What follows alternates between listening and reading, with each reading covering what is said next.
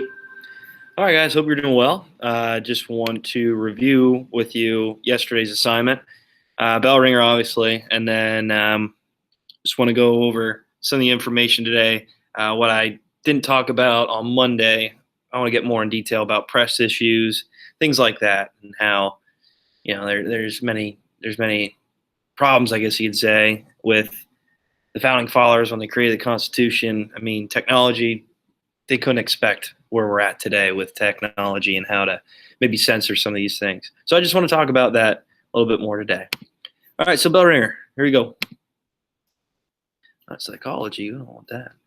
All right, so describe the court case or court's decision, New York Times versus United States, 1971, Shepard versus Maxwell. What is the role of media and press for the American people?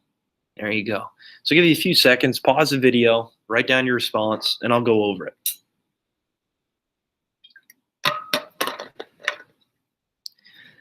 Okay, so court's decision, New York Times, 1971. These are called, well, it's called the Pentagon Papers. All right, so during the Vietnam War, remember, this is some information that was leaked, and a whistleblower, right? A whistleblower is a person that leaks information and doesn't want his name to be presented, obviously, because it might cause some harm, issues to him, maybe in the future. So, a person, I guess, from the Pentagon released this information about the Vietnam War, maybe some protocols, strategies, plans that they might have had, and released it to the New York Times. And they published it, they presented it to the people. And then this was a problem because the government said there should have been prior restraint to this, that this wasn't information that was ready to be leaked to the American people and the public, especially about the Vietnam War, because this was a controversial topic. Many people, groups of people, kind of went against each other during this time, during this conflict, and thought maybe this was a right decision to be involved, a wrong decision. Some of the things that were being done in Vietnam was napalm bombing, different types of weapons used. Obviously, this was something that was alarming to many American people and their decision of and their thoughts about the war in general. All right, never before have we seen this in World War I, World War II, Civil War. But since media was progressing during that time and being more prevalent in the people's lives with television and seeing these pictures, these videos of the battlefield, and this was very alarming to the American people. So this court decision actually sided with the New York Times on this, saying that the government can't censor the people, okay, of these things constantly, right? Yeah, there can be prior restraint to some things, some issues, but there should be a time limit to it. That the people shouldn't be left in the dark of what the government's doing and what types of things are going on that they don't want the American public to know. And in many cases, this is to show that the media is almost supposed to be the, I guess you could say, truth teller to things, that they are supposed to keep government in line to make sure that they're making the right decisions and informing the public. Because if they aren't, let's face it, what's the difference between that and a government that is really controlling and authoritative? Right? If we live in a democracy, we should really know what our government is doing and how they're trying to present information. All right.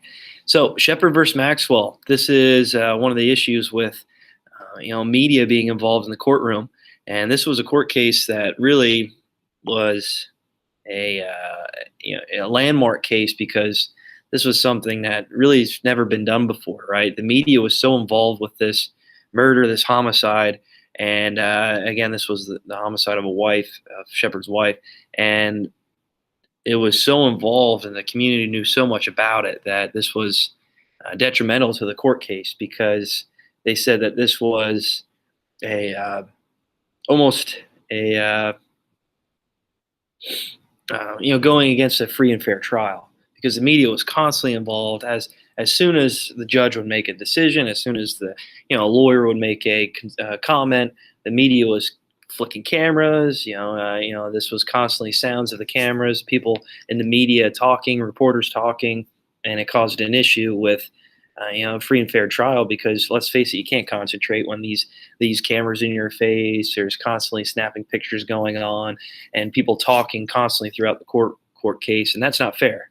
So they said that, this wasn't a free and fair trial against the Sixth Amendment, and this was something that needed to be said and done. And in this case, it favored Shepard because This wasn't because there's constant disruptions in the courtroom. All right. So, what is the role of media and the press for the American people?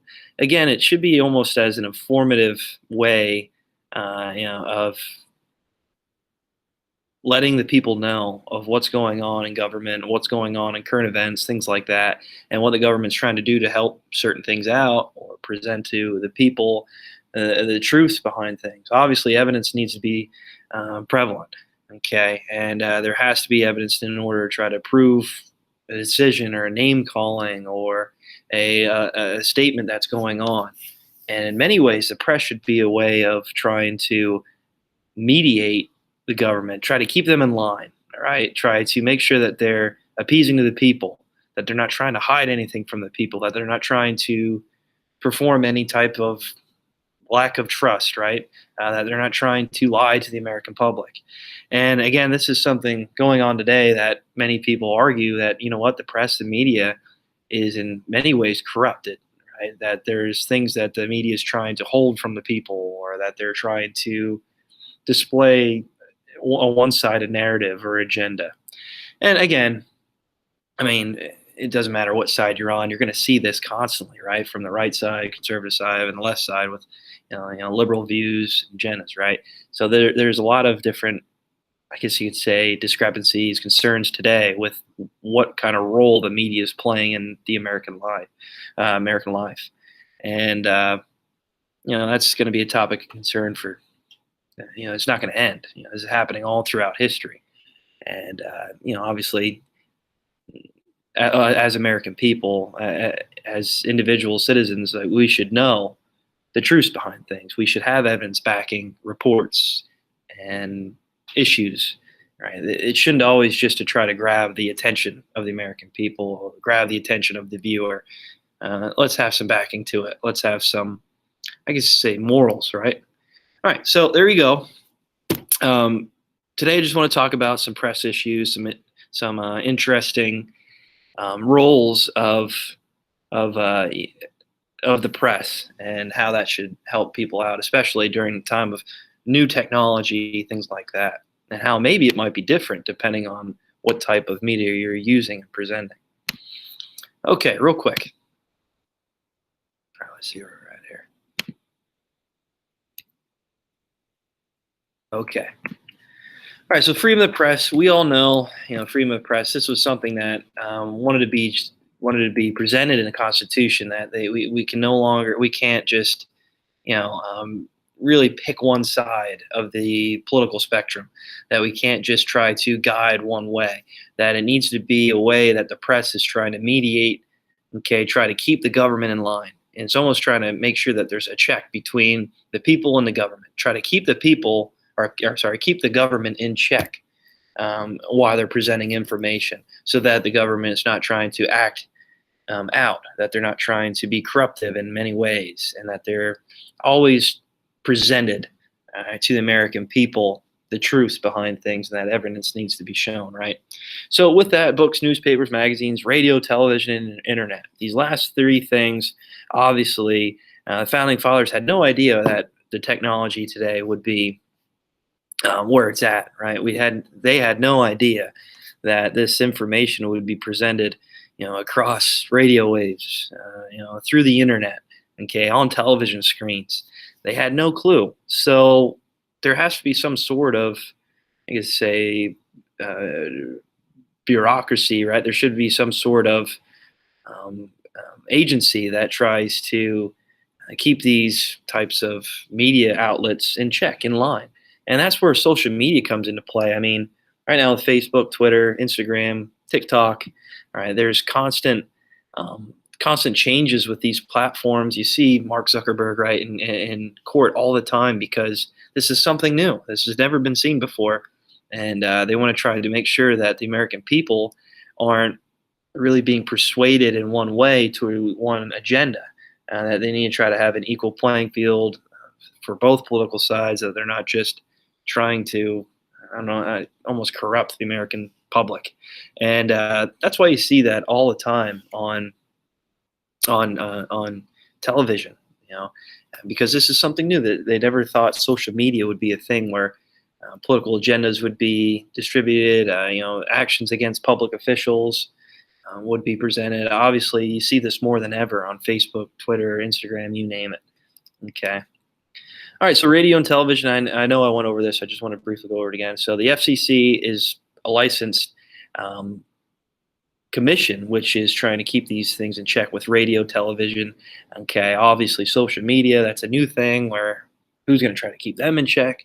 I know you have fact checkers and everything on there, but um, for the most part, we need to have some sort of agency to look over these types of issues and matters to try to prevent any type of wrongdoing or any type of violent manners going on. Okay. So with the Turner Broadcasting FCC, this was a way to try to regulate another broadcaster, but not only publishers, newspapers, and magazines. So this was a way that these radio stations, these television shows, these movies, that they also cannot be regulated by the government. That prior restraint does not have the ability to take away from their way of broadcasting to the American people. All right. Obviously, you can't just go out and show and say what you want to do because you have to have guidelines to it. You have to have some sort of standards placed that the viewers aren't viewing anything that might be obscene, right? That it might be causing some sort of issues towards a social group, like especially children, right? You can't just have them seeing nudity, sexual orientation, adult language, you name it. So there has to be ratings to sort of these sort of things. And then obviously on shows, movies, broadcasting, you'll often see viewer discretion is advised if there's a scene that the news is trying to show. If there is like a murder homicide scene, or on a show if there's blood, adult language, sexual manners, whatever it might be. Okay. All right, so email and internet movies, Reno versus American Civil Liberties Union, 1997. Court ruled that internet speech deserves the same free speech protection under print media. All right, so with email, again, founding fathers had no idea that this would be come about. And this was a court case to try to express that, yes, you have the freedom of speech. You have the ability to email people whatever you want. That although it's over the internet, you can say and do whatever you want. Obviously, there's repercussions to it. Right, there's policies in businesses, schools, I guess you could say different types of community efforts, right? There's different types of organizations that have set policies of what you can send and what you can share through your work email or whatever it might be. Obviously, there's a track to it. It's never going to really disappear. So if that email is sent, this should really hurt you in the future of whatever you're emailing someone or whatever you're sharing to someone, okay? And that this could be really causing issues to and detriment your character, whatever you send or say on social media through email, okay? So if you're going to look for another job or something and it goes against their policies of email use, technology use, or it makes the organization look bad, depending on if you're trying to find a job there, or if you are participating in that organization somehow. Like let's say you're a student here at Upper Dauphin and you're emailing on your Upper Dauphin email to millions of people what you think about a political matter or what you think about a movie, and you have adult language in there, you're sending obscene images or videos, obviously that could come back to haunt you. And although it might be protected, there are some guidelines of what you can actually post and establish, like with Facebook especially. If there's any type of obscenity, like with nudity, this can be taken down. Instagram, same thing. All right. Obviously, they have policies to try to keep some sort of order in line. Movies. So the Wilson case, 1952, Supreme Court ruled that the First, 7th, 14th Amendments guarantee motion pictures liberty of expression. That this is treated a little bit differently than what you see in newspapers, books, emails, right? Obviously, in the 50s, they didn't really have emails just yet. But at that time, with movies, that freedom of speech and expression could be expressed in many different ways and have a little bit more freedoms than what you see in magazines and newspapers, because with movies, you kind of know what you're going to see. Like if you're going to see a violent movie, if you're going to see a movie that is expressing a lot of gore or a lot of scenes of war, let's say, okay, you kind of know what you're going to see if you're going to buy the ticket to the movie. Um, Same thing with if you're going to watch a movie on obscene language, a comedy, let's see, adult language. Okay, you kind of know what you're going to get yourself into when you see the rating, rated R. Okay, because of obscene language, they'll have that posted in front of the trailer before you actually view it and see it, because you kind of know what you're going to be watching. So that's why they have the ability to really express themselves a little bit more than what you see in newspapers or books, because books and newspapers, yeah, you can say and really print what you want, but there's a lot of publications that won't publish your news, your article, your book, because of these things, right? And in many ways, you can almost post these things in fiction on movies a little bit more than you can do in books and newspapers. Although you can still do it, there's a little bit more freedoms to movies than what you see with books and newspapers. All right. So, okay, obscenity, like I said before, there's a lot of different examples of obscenity. You could say nudity, you could say sexual orientation, you could say different types of sexual manners or events that might happen, adult language. Okay, that viewer discretion should be advised, right? And with communities, Miller versus California, the court ruled that communities should set their own standards for obscenity in speech, pictures, and written material. Okay. So with that, it's up to the community to censor this type of information. All right. So obviously, communities all throughout the country are a little bit different than each other, and they have the ability to censor these types of things. Okay. A good example of this would be with mixed martial arts. Okay. So if you're looking to fight, if you're looking to be a boxer, let's say, you need a license, and there's only certain states that allows that, because let's face it, each state doesn't want people viewing this. I guess say I don't want to call it like a gladiator type situation, but it pretty much is. All right. And with that, each state doesn't allow these MMA events to happen, these boxing events to happen. It's only in certain states. But yeah, broadcasting, you're allowed to do it through pay per view, because you know what you're going to buy, you know what you're going to watch. Okay. But with certain states, they have regulations depending on the type of, I guess you could say, entertainment, right? And 1973 kind of expresses that and shows that. All right. Let's see if I have everything here. All right. Yeah, and we went over shield laws already. Okay. Shield laws is a way to try to protect the news reporter for reporting these certain things, because obviously, let's say the government or the community doesn't want this information being leaked yet, but let's say it actually does happen. Shield laws protects that person, that organization, because they're just trying to broadcast that to the American people and show that. There's a movie with Jake Gyllenhaal called, I think it's called Nightcrawler, and that's a pretty interesting movie.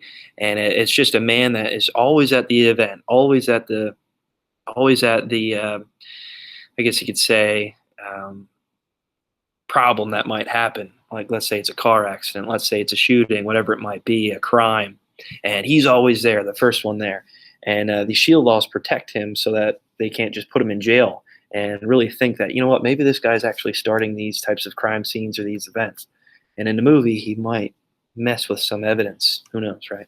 But these shield laws are supposed to protect these journalists, these people that are reporting the information, so that obviously that they aren't put in jail for reporting these issues.